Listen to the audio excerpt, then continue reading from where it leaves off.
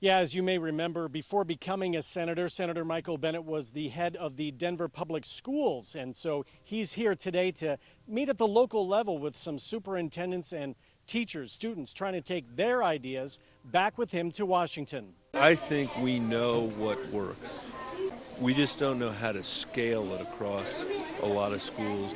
Senator Bennet visited Harris Bilingual Immersion School in Fort Collins, where an even mix of native English speakers and native Spanish speakers participate in a successful dual language program with the goal that all students become proficient in both English and Spanish. They have such a solid bilingual program here. I mean, and the kids are achieving at very high levels. Bennet stopped by classrooms and talked with students and teachers. He also held a roundtable discussion with teachers and administrators to hear their ideas on improving public education and address No Child Left Behind, specifically the needs of those who work closest to the students. Part of the problem with No Child Left Behind is that the federal government asserted a huge federal role for education, but it didn't bring any of the dollars with it.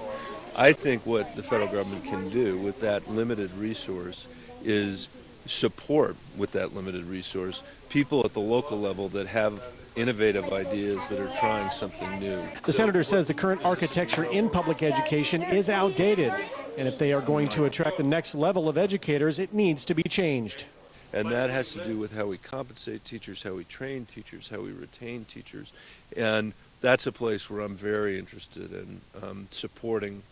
Now, the senator says that with No Child Left Behind back in the day, it was more of a top-down approach, and he wants to make it more of a bottom-up approach, taking the ideas at a local level back with him to Washington, D.C., and to really address the issues that face public education, because after all, these children are the ones that will shape our future.